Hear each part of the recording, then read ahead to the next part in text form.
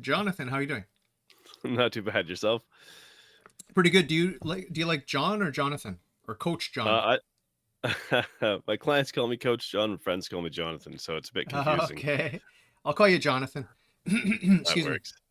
So I don't know if you know my podcast, but probably not. But I like to get the guests to introduce themselves by going right back to childhood and painting a picture of the journey. What shaped your worldview, and a Yeah, lot of the if there were ups and downs on your journey, I'm sure there were. yeah, Just describe how you got to be the man you are today and what you're doing today, and then we'll dig into your projects and any books you have or anything. Okay? that's funny because yeah, I kind of guess to do this on my own podcast. But so I was born in Vancouver. I was Oh, born no at way. 26. Oh, Yeah, I'm born in at 26. Montreal. Did you know that? I did. Yes, Cool. We're so both fellow Canuck Canadian. here. Ah, I should I have can't. noticed the accent, but I didn't notice the accent. Eh? Yeah. Right. Um, but I currently live in Red Deer, Alberta. So yeah, I was born in Vancouver. I was born at 26 weeks. So I was born very premature. Spent a couple of months on life support in a hospital. I don't remember it, of course, but I think that has an effect on our future outcome because the brain is still developing it in and around that time. Raised in a relatively simple life growing up near Vancouver, and no major issues other than I guess my parents had to bring me through a lot of stuff to get me my motor skills and things like that sort of up to snuff. I had one brother, and when I was 9 years old, we moved from Vancouver to a small town. They wanted us to grow up in a small town, and I think just develop some small town values or something along those lines. And we did played sports, didn't get into too much trouble. Just the usual sort of small town stuff. Played with fireworks, made bombs, blew some things up. You know, the kind of stuff you did in the pre-internet days, where you're glad it wasn't actually recorded on the internet like things are nowadays. So, but I moved back to Victoria, took up chemistry and marketing psychology. Uh, but I eventually got bored of university, so I then decided to join the Navy. I went to boot camp out east in Ontario, and from there did 3 years before taking a year break to go to live in Australia with my fiance at the time, who's now my wife of many years. Came back to Canada, did 3 more years in the Navy. Decided we didn't want to spend our life as you know. I say the military breeds divorced alcoholics, and I didn't want to be either of those. And so I decided, well, let's go do something else. So we hopped on a plane in the beginning of January 2010, hopped on a plane, flew down to Mexico, started teaching English down there, and thought we'd go for maybe 6 months. And 3 years later, we finally found our way kind of back to Canada. So we went quite this globetrotting adventure. Um, Along the way, in those travels, I went through a very traumatic experience. Was nearly murdered living in South Africa. Through that, became a binge eating food addict, ballooned up to 330 pounds, and spent most of my 30s trying to figure out who I was and what the heck happened to me. I had no real basis for understanding what I was doing or why I was doing it, everything that I was wrestling with, and so that experience, a lot of those mental health struggles, really led me to, I guess, who I am and what I do today as a professional. So, um, which Wow. is kind of like a what would I say, like a neuroscience and behavioral psychology based master health coach. So that's me in a coconut sized nutshell. Wow. That's pretty intense. I had no idea. So when you said out and about, then I noticed the accent. But That's what it comes out. Yeah. yeah. So my thing, my main interest here on my podcast is faith and philosophy. Did you have Hmm. any influence by any religion or any Yes. worldview, even if it's just veganism or whatever it is? Just tell me. I forgot to throw that in there. So, I was raised in a relatively small Christian, I guess, denomination. Some people call us two by twos or things like that. Basically describing how the ministers of the gospel in this particular group go out in pairs, homeless itinerant kind of ministry. So I was raised in that. I had to kind of decide whether or not I wanted to be a part of that myself. I am a Christian, and so I was baptized when I was 16, which means that I decided, yes, this is the life that I want to live, and that's kind of fun because that's when the life or the struggles with life actually started. I say struggles with life. I mean, I think every kid moving into adulthood kind of goes through things, got to figure things out. decide what you want to do with your life. So I had a bit of a reckless couple of years in my life when I left home. Um, yeah, and but along the way, I kind of found my way back to this. There's many aspects about this sort of type of fellowship that I like. I like it's very small, very simple, very personal. But there's some real problems with it as well, and we're having some moments of reckoning with that as well, trying to come to terms with it. And so I understand kind of how this fellowship got to where it is. So it's kind of an interesting place to be in, an interesting time to be talking about it. Yeah, well, I'm just for the first time ever, I'm learning about it. Tell me if this is what you're talking about. Two by Twos is an international home-based Christian new religious movement that has its origins in Ireland at the end of the Hmm. 19th century. This church has no official name among members. The church is more usually referred to as the Truth or Meetings or the Workers and Friends. Those outside the church refer to it as Two by Twos or the Black Stockings or No Name Church That or the that Cooneites. one's a funny one. Yeah, those are a couple of funny ones. So, like, getting into the history of it is kind of fascinating. There were some guys back in about 1895, 1897, thereabouts, who I think were just getting away from maybe some of the shackles that had come about with like sort of oppressive organized religion, and felt moved to just basically be these itinerant homeless ministers. There was an organization, I think it still exists today, called the Faith Mission. And so they were part of that. I think their job, they just went and preached the gospel. They didn't really, they were non-denominational. In fact, they weren't even trying to form a church. They were just preaching the gospel and like, go ahead and go to whatever church you go to. And they just kind of do these pop-up tent missions.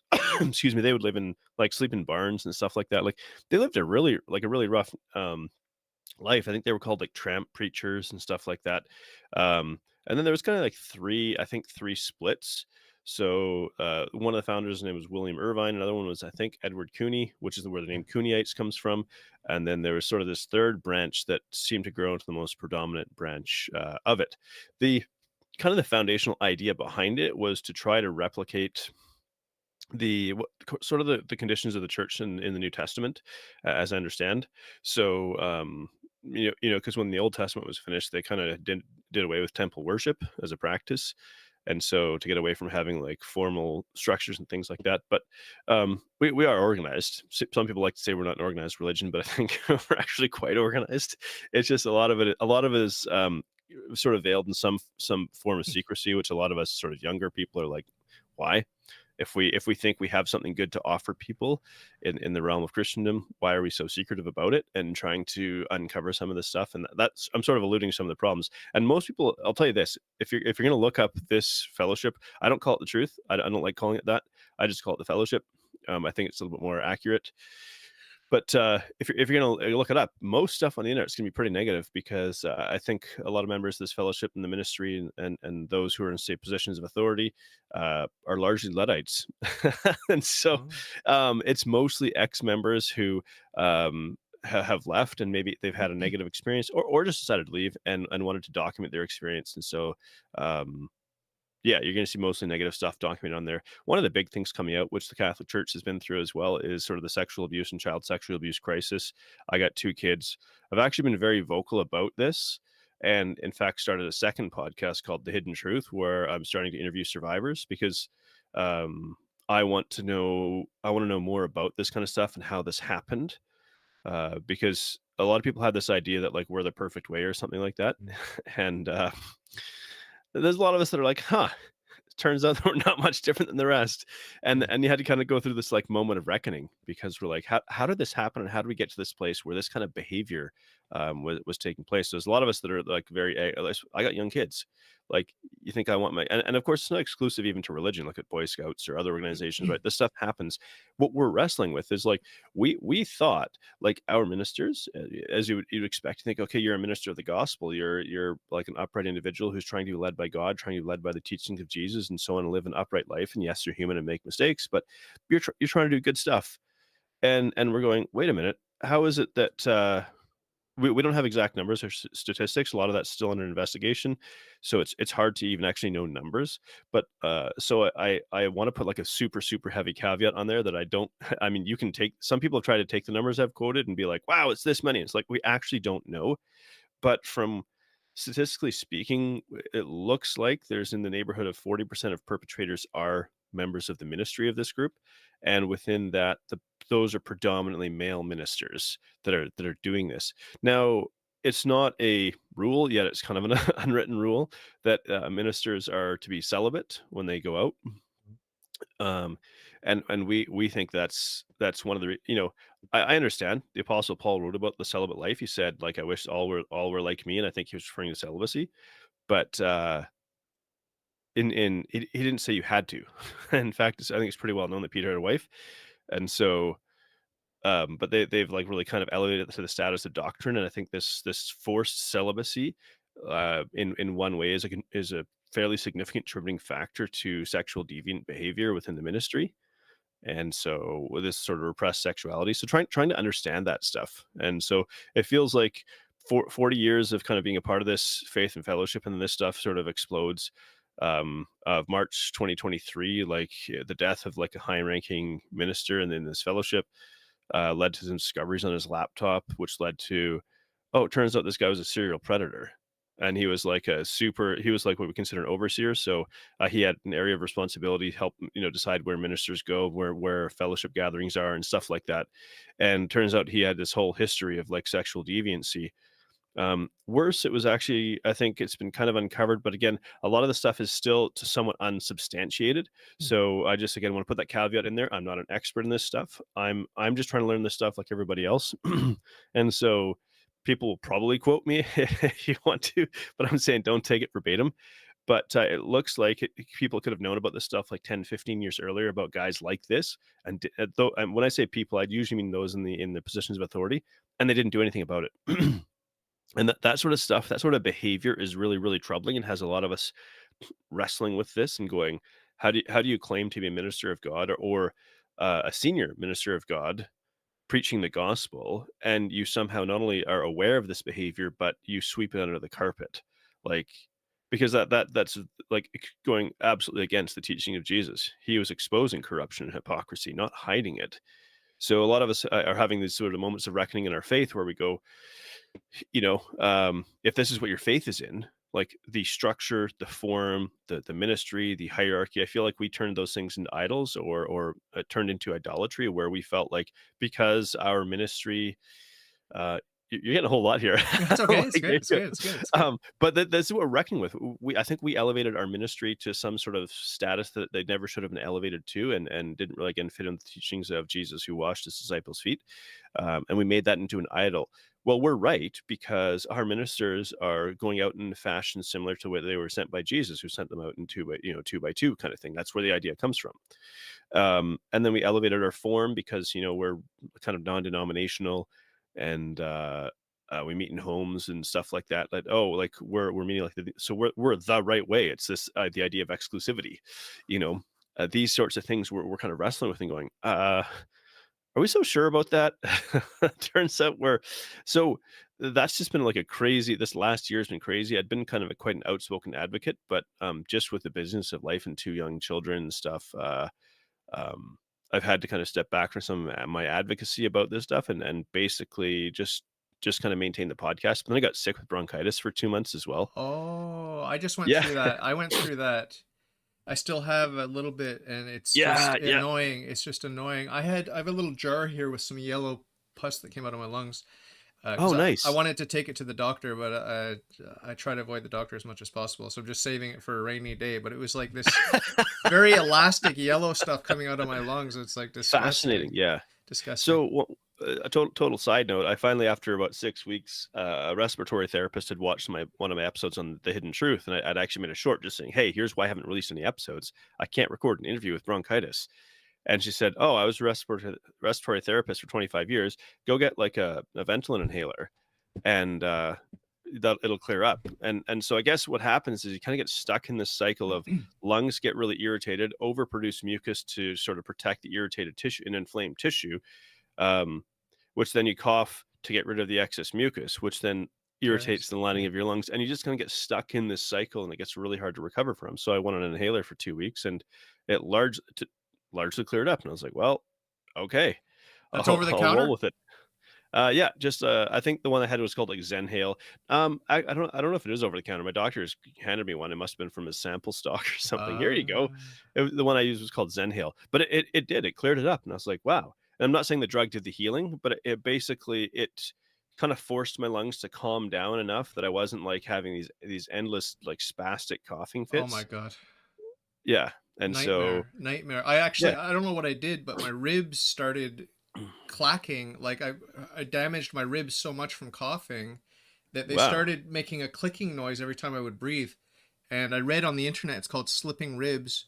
It's where the cartilage is actually damaged and they're just detached. And it was really Oof. disgusting. Luckily now, it's better, and it seems to be getting better. But I was a little bit worried there Funky for a while. business. Yeah, it's Yeah. disgusting. But there's a lot of this stuff going around. I think even our Pope has some sort of pneumonia or bronchitis or something. Yeah, there's a lot of it going around, I think. Well, I really believe that, like, 2+ years of lockdowns, heavily suppressed our immunity by, like, the cure was worse than the what is it? The cure was worse than the Disease. sickness or some disease? There Yeah. we go. Thank you. Um, Oh, I'm wearing and, my COVID shirt. I'm wearing my COVID shirt. right, right, right. Yeah. I mean, it's so fascinating, right? I mean, there's a whole other rabbit hole in and around sort of propaganda because I'm a I mean, I study behavioral psychology and neuroscience, right? And so I do it in the context of health. But I mean, I just sort of study patterns of behavior and I go, well, this kind of doesn't seem right. But I try to understand. I bring what I call my compassionate curiosity into things, and I go, so I want to remove the lens of judgment and just try to understand the behavior and kind of put it into context. It's not to justify behavior, but it's to understand why it's occurring. And for those who have a conscience, it gives them the freedom to kind of work through that. Because I believe that Jesus was compassionate. Um, but there's a difference between compassion and tolerance. They're not the same thing, I don't believe. So when Jesus found someone who was struggling, um, let's say, for example, a woman caught in adultery, which under Old Testament law was worthy of being stoned, that's a separate issue between an individual and God, how they feel about that. But Jesus went to her and said, "I'm not going to condemn you." And the reason he said that is because I know why you're doing this. Essentially, you're trying to meet a need through this behavior pattern, and you're not able to. And I have something to offer you that's going to take away your desire to, like, I'm going to be able to meet that need that you're trying to meet with this other reckless, destructive pattern of behavior. And so that's why I don't condemn you. But don't go back to living that life. Follow me, like, do this. And so, anyways, I try to all that to say, like, I try to emulate that in one sense, what I call my compassionate curiosity, just try to help people understand why people do certain things. So, like, why did so many people buy into a lot of this stuff that we're starting to understand? Like, whoa, I'm like, why are you so shocked at, like, a pharmaceutical company that's been on the receiving end of the largest fines in human history is, like, corrupt? Why does that surprise you? I don't want to believe it because it's actually the reality is a lot more uncomfortable than the fantasy that they're just some benevolent company that wants to save the world. I'm like, no, they don't. They don't want to. They were literally making 25 billion a quarter off of this stuff and they basically choked out their other competitors and got these government contracts.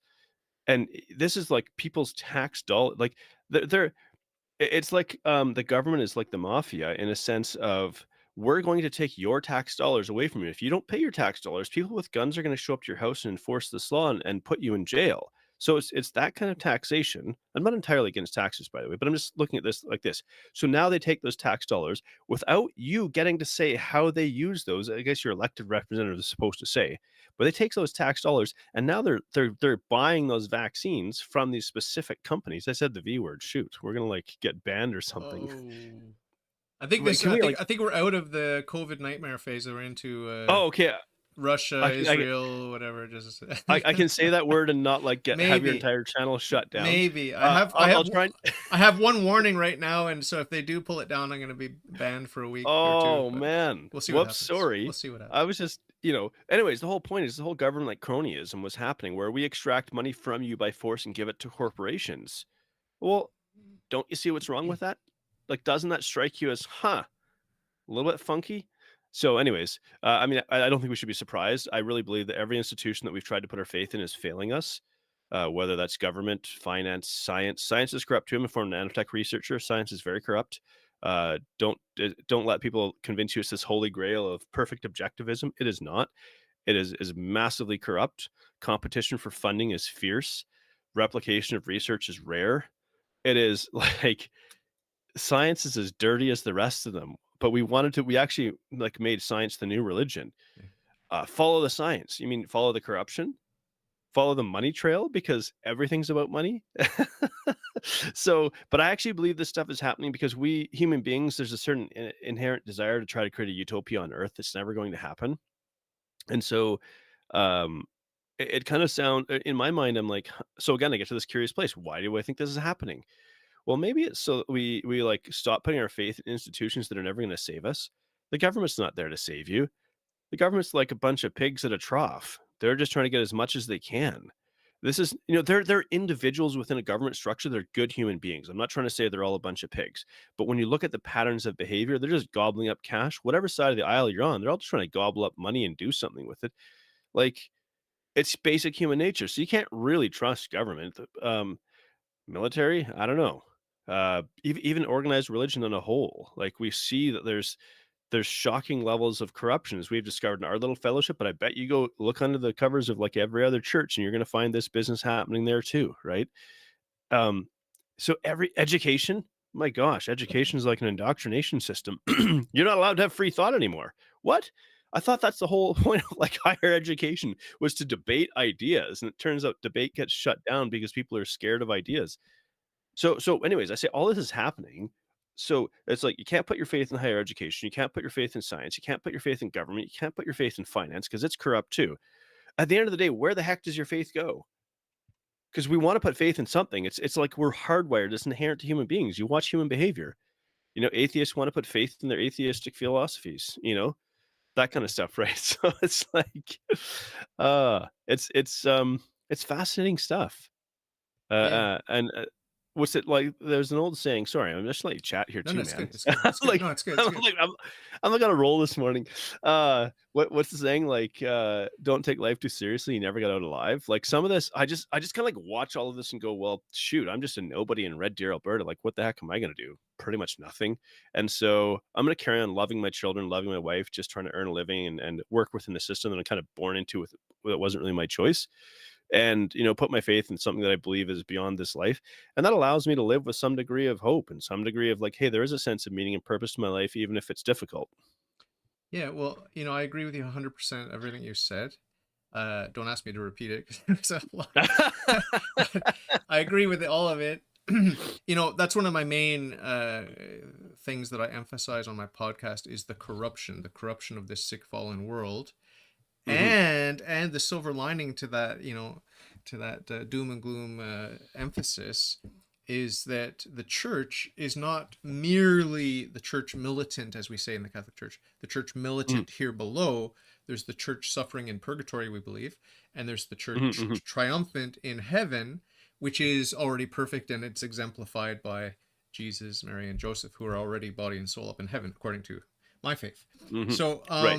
Yeah. the Joseph is up for grabs. That's a pious belief that I happen to hold, but it's a Right. dogma that Right. Mary's there, body and soul. So, I mean, if you leave aside the Catholic distinctives that I just Hmm. mentioned, Hmm. the basic Yeah. idea is that we're in a sick, fallen world ever since the fall of our first parents.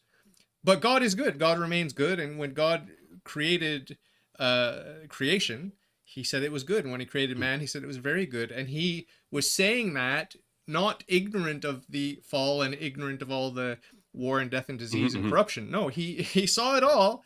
He saw it all because he's not in space and time. He saw it all and he said it's good. And when he created Hmm. mankind, he said it's very good. Okay, even Hmm. though some of them would reject his reject the good news and end up in hell, he still said it's Hmm. very Hmm. good because he create what he creates is good, and the free will that he gave us is good. The abuse of it is not good. The abuse of it Hmm. is a falling away from goodness. It's a falling away from everything that's good. And Hmm. ultimately, that's up to each and every individual. So the silver lining to my doom and gloom emphasis on the corruption in the world and in the church is that there is good news. God took on flesh and He built a church, and we have access to heaven. So it's a mixed bag. But the other image I like to use is the baby in the bathwater. The bathwater is disgusting, yes. Don't Hmm. drink it, Hmm. don't smell it, don't even touch it if you can, but we're mired in it. But there's a baby. Keep your eyes on the prize. Keep your eyes on the beautiful, perfect baby, which is Jesus Christ. So that's sort of how I hold the tension in the sick, fallen Yeah. world. Yes, I have to be in the world, but I don't have to be of the world. I Hmm. Hmm. often choose to be of the world because it's just tempting. It's just tempting to have short-term pleasure and go Yeah. on the broad and easy highway to hell. It's just more tempting. It's more Yeah. convenient. There's an element of that in our sort of primal biology, if you will. I look at, again, like how were we created? How is our brain kind of wired? There's certain elements that were put within us to help us survive in this physical world. Like, and you're right. I liked there's a gentleman named John Lennox. I don't know Oh what yeah, denomination he is, yeah, but Scottish guy, is he Scottish or Irish? One of the two. one of the two. Uh, anyway, yeah, you thinking. Anyways, he gave a talk on where is God in suffering, and I found that very, very interesting to listen to because it was helpful to hear sort of that some of that philosophy and reconcile some of that. Because one of the hardest things to reconcile is when, like, particularly men in positions of power abuse children. And we think about how those children are traumatized, essentially traumatized for life, and what the suffering that they go through, that they have no will of of their own. And you go, like, how is God, like, permitting that? And that's a tough one. So one of the things I've been trying to reflect on and meditate on and think on of late is the idea of God's long suffering. So his observation of us doing destructive, terrible things, and him not carrying out his judgment. So, and I mean, he's in Ezekiel. He wrote about, inspired by God. He wrote about that God's not willing that any should perish. Ezekiel 18, I think 30, 32, somewhere in around there, somewhere in the middle of Ezekiel, which is a very depressing book to read. But there's some high notes in there where God's not willing that any should perish, but they would. I think I know this, but anyways, I kind of have a vague idea. I'm paraphrasing, but they would basically repent. And 'cause some people get really offended, like, at this idea. What? You're telling me that I'm evil? That I'm going to hell? Ah, I don't like that idea. And it's like, well, you don't actually have to. But here's why. Why do you think none of us can save ourselves? Why do you think that is? So, regardless of our human status, we're actually all the same before God. We all need a bit of help, and God's like, I'll give you the help. I made you so you needed help, so you wouldn't just get boastful and arrogant. Look at me, how good and how special I am. Because where does that lead us, right? So regardless of whether you're a billionaire or a bum in the street, like, we're all, in that sense, we're all the same before God. So I believe that's actually the justness of God that He's created us so that we can't actually do ourselves. And then He gave His Son Jesus, and Jesus is the offering for our sin. But I also like that God has now intimately entered into what our suffering is. Because he, as a parent, watched his son go through human suffering, and God is a feeling God, and so he's very very aware of what that suffering, especially of parents who watch their children suffer. And then I thought, well, there's other aspect of it too, that God has a power to help people heal and overcome. And this isn't me saying that you should never engage in any kind of natural help or healing or therapy or things like that. I think these all have a place. Um, but that whenever you include God in the picture of your healing journey, that you're going to get something different than if you exclude God from your healing journey. And so God, who is, infinitely powerful, can help us through this. But we, as humans who don't like being in pain, I'm one of them.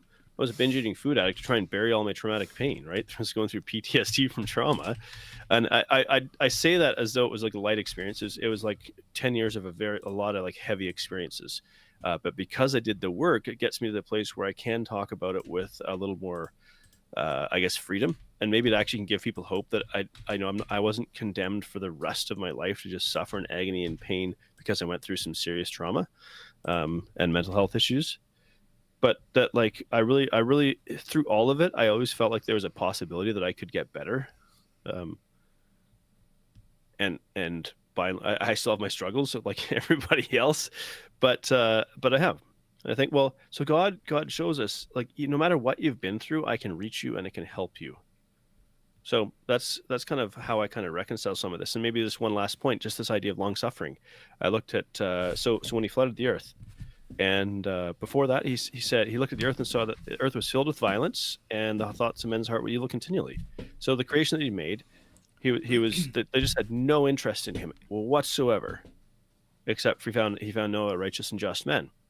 But however long it took Noah to build the ark, 50 years, 75 years, 100 years, it was quite a long time, right? We always hear 100 years, but I think if we scratch under the surface, it's probably more like 50 or 75. Like once his children were like adults and able to help him with that task.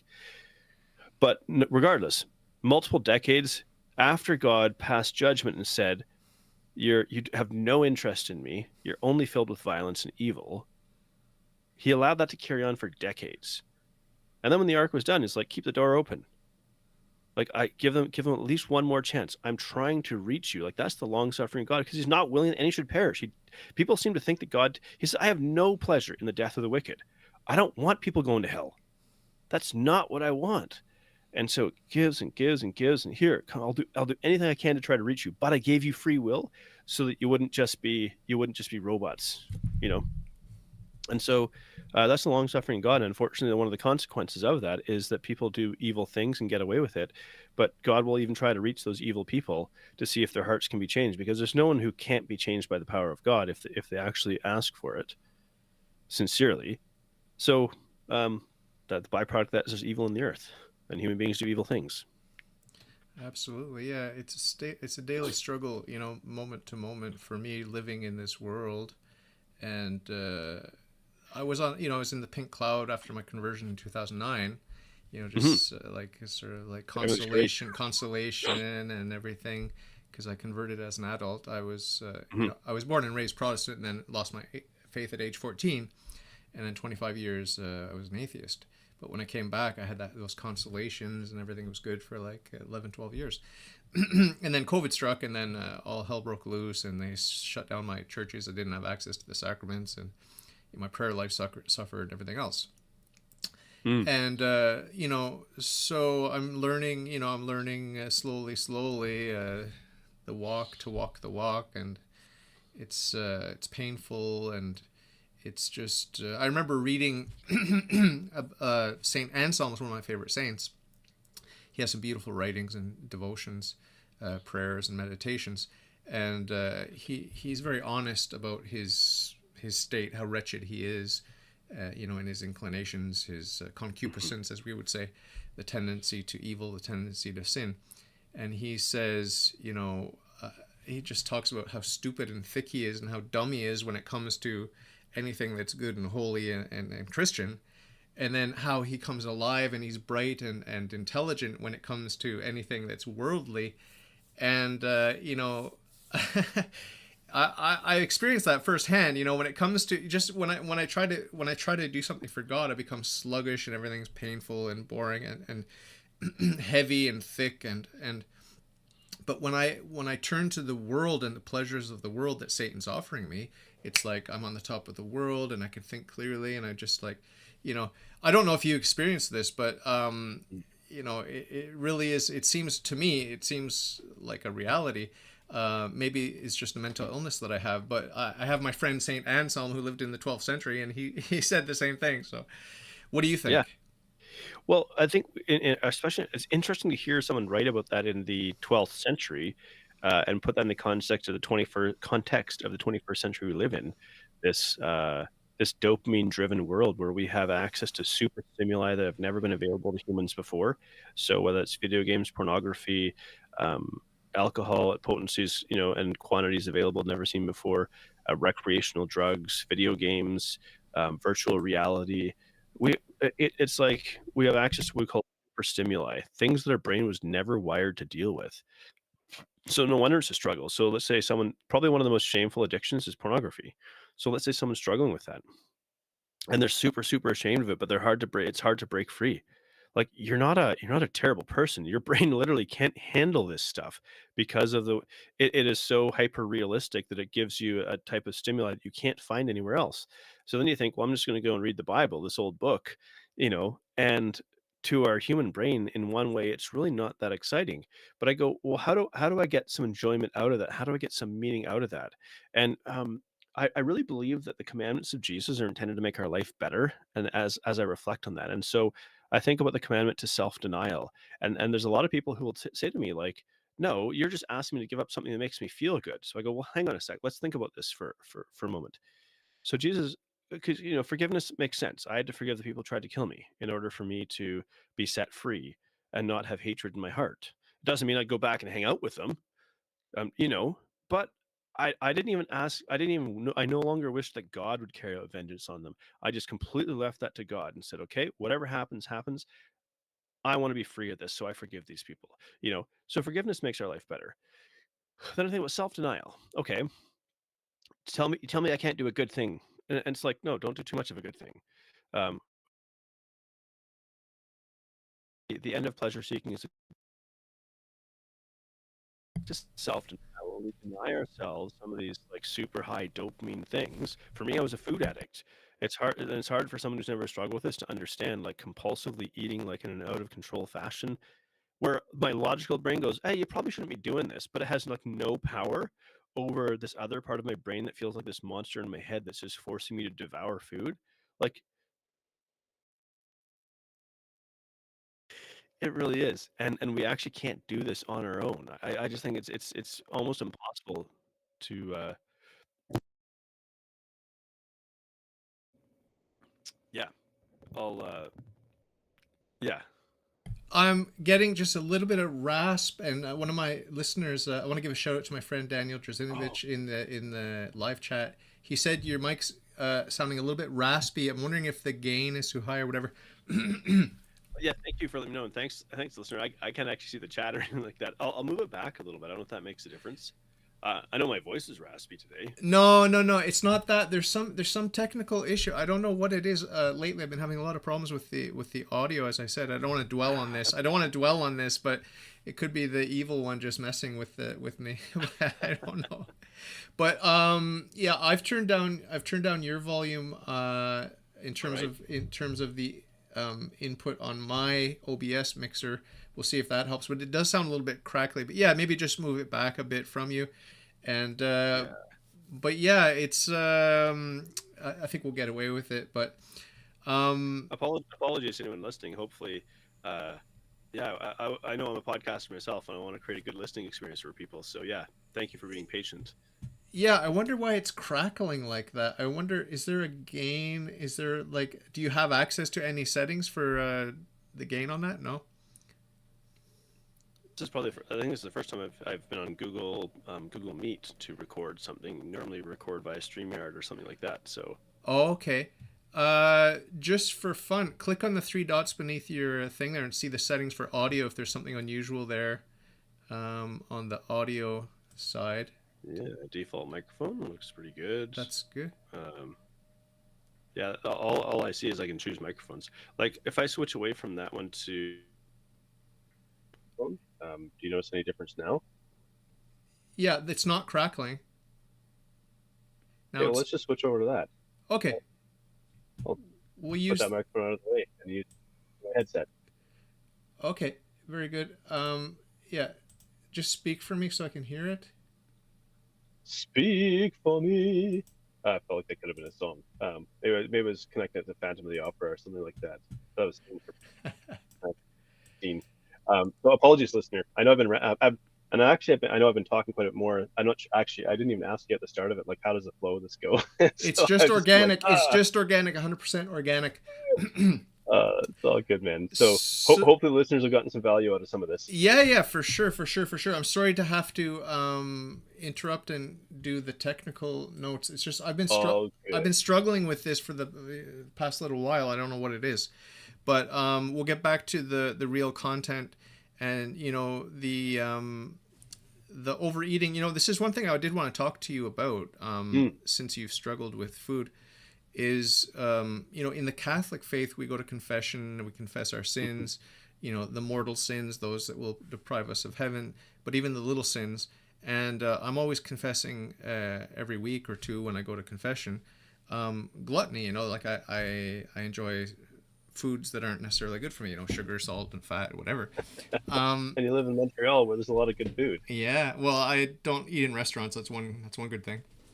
One Fair saving enough. grace, I don't like restaurants, but because I try not to eat garlic and onions, but it's really hard to avoid. But yeah, when it comes to gluttony, I'm just wondering what have you learned through your experience, because it's one of the deadly sins, but it's one that people don't really talk about today. They used to, Hmm, they hmm. used to. And I'm just wondering why people are no longer ashamed of gluttony. Why is that? Right. Well, I think there's still some shame connected to it, but what's interesting is from, let's say, a behavioral psychology standpoint, shame doesn't necessarily cause us to change our behavior. Shame might make us aware that we have a problematic behavior, but it doesn't actually inspire us to seek change for that behavior. And again, we hear it's one of the deadly sins. I think a lot of people have this idea that God is just waiting with a hammer to smash people, and it's like it's not actually true, right? It's like I want to help you. This here will kill you. In other words, like overeating will drive. I mean, I don't want to get into the physiology for lack of time, but I mean, it's going to drive a whole host of health problems. It's going to shorten your lifespan. It's going to ruin your life, your quality of life. It's a deadly sin because it's going to destroy you. But there's also, we could say that maybe there's a spiritual element to it, and just that it's like excessive indulgence of the flesh.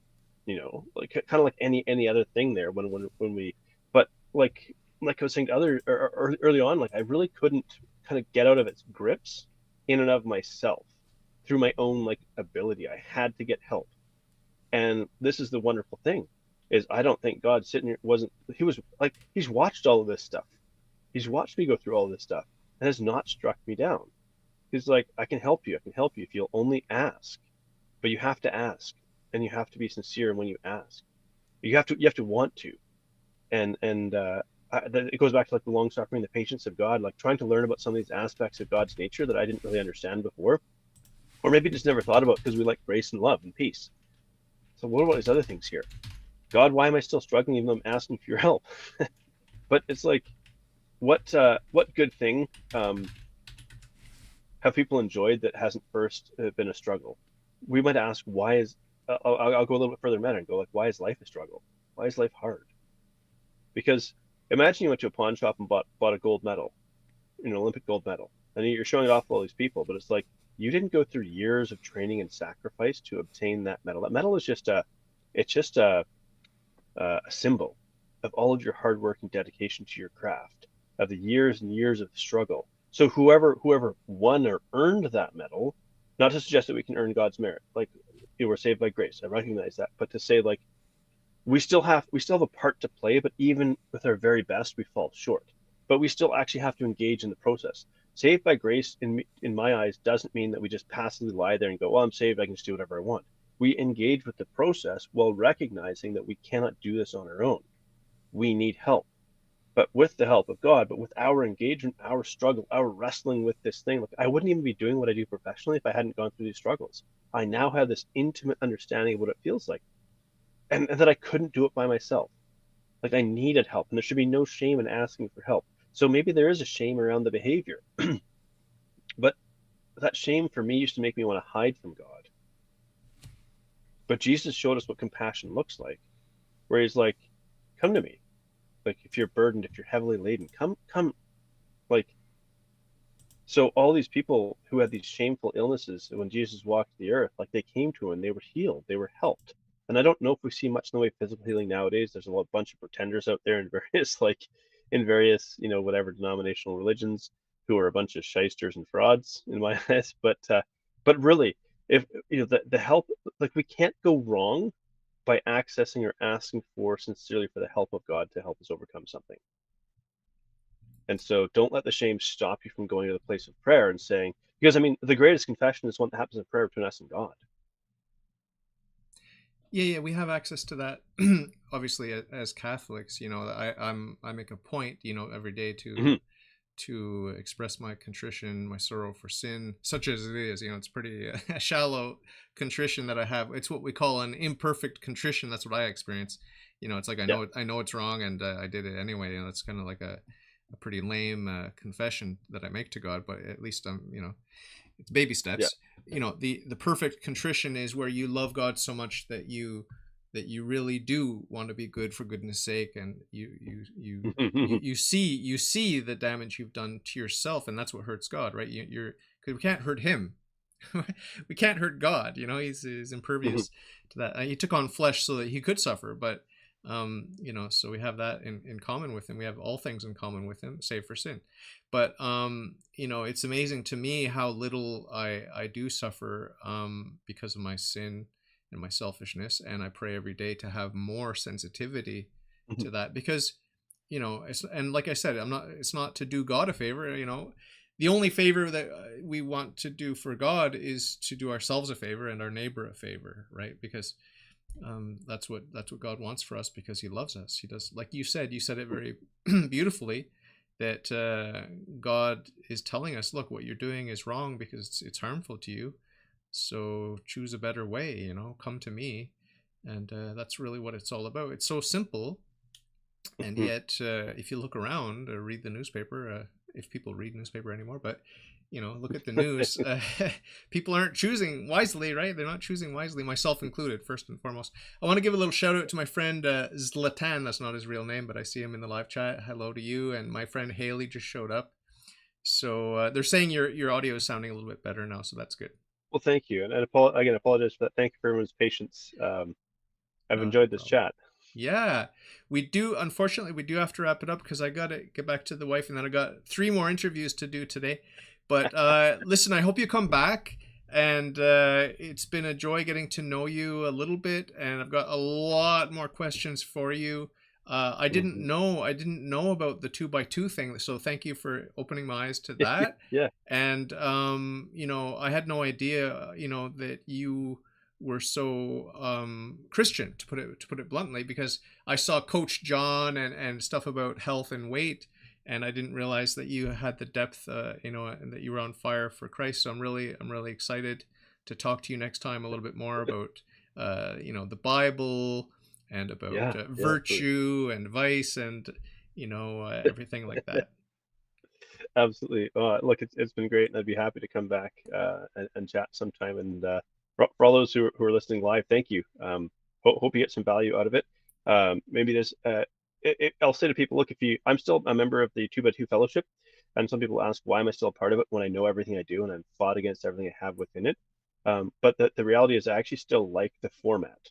I like the simplicity of it, and I feel like there's still some good there. But there's also a lot of people there that want to turn their eyes, are blind to what's happening. And if we all just walk away, there's still a lot of people who are very vulnerable to be hurt by those who are in positions of authority who are abusing it. And so I feel like I can do more from the inside than the outside. But I don't believe my salvation comes from the form. It comes from my individual relationship with God. Yeah, so I put a link. Thank you for that. I put a link in the description to your freedomnutritioncoach.com, and you've got a book Mm. there. What's the book, and what other Oh, websites should people go to? that's a free ebook called Crush Your Cravings. So just to help people get Uh, through, because that's a big one, or that's a tough one. And so there's a few examples of some of my clients who've succeeded with it, some methods and whatnot. So if you sign up, it's an email autoresponder, so you get sent right away because I can't be there 24/7. You'll get a copy of that. If you want to check out the between the before and after, I have 135 episodes of people's various stories of overcoming hardship in life, and so I use it as a platform to explore the fascinating um, nature of human beings and struggle. I think 2 of my most recent guests are survivors of sex trafficking in different circumstances, which is a really, really powerful, but really hard topic, but really powerful stuff to hear and listen. I think we need to be aware that this kind of evil still exists in the world, and so I want to raise more awareness of that as well. wow. Uh, did you actually interview Alex from Podmatch? I have, yes, Alex Sanfilippo. Yes, he's Yeah. episode 100. Um, Wow. I'm going to he's interview on there as him well. on the 27th of December. I'm really looking forward to it. He's such a great guy, and He is. I love the service. Like, I mean, I'm booked till March because of him. And Yeah. so how did you like meeting him? Is he a nice guy? Oh, he's fantastic. He's so sincere and genuine, and he's got a love for Jesus too, right? And I love that that shines through in the service that he offers. He wants like people first and service first, and even if you're not a Christian, he still wants you to experience the benefits of trying to be a follower of Jesus through service first and lead with love. So he's got a good heart. Okay, excellent. I just want to respond. This is awkward, but I just want to respond to my friend Haley, because she's saying she's responding to something I said earlier when I talked about Jesus, Mary, and Joseph being in heaven, body, and soul. She's saying Yeah. saints are declared so by the church. That declaration, although not a dogma, is still infallible. Yeah, I know that. Just for information, Saint Joseph is definitely in heaven. Yeah, I know that, but I'm talking about his body. His body. We don't have to believe that his body is there, but I happen to believe that his body is there. So just so you know, Haley, I'm not a heretic. I know that Saint Joseph is definitely a saint. I know he's a saint. But yeah. So I had to clear that up because I don't want to get the reputation that I don't think Saint Joseph made it to heaven. What? You know. So anyway, next time, listen, Jonathan. Next time you come back, we're gonna sort of maybe dig a little bit into the heroes of the Bible, because you know the Holy Family, Jesus, Mary, and Joseph. You got Saint Paul to talk about. We got Old Testament guys like David and Noah. I've got a little icon of Noah over here on my wall. But Okay. there's so much to unpack and talk about for inspiration and to uplift us. So Thank you. Yeah, I'd love looking to. forward to meeting you again in 2024. But have a Merry Christmas and a Happy New Year. Okay, God bless you. You as well. Take care, everyone. Please pray for me and mine too. Okay, Absolutely will do. you and yours All are right. in Take prayers. care. Talk soon. Bye bye. God bless. Bye bye.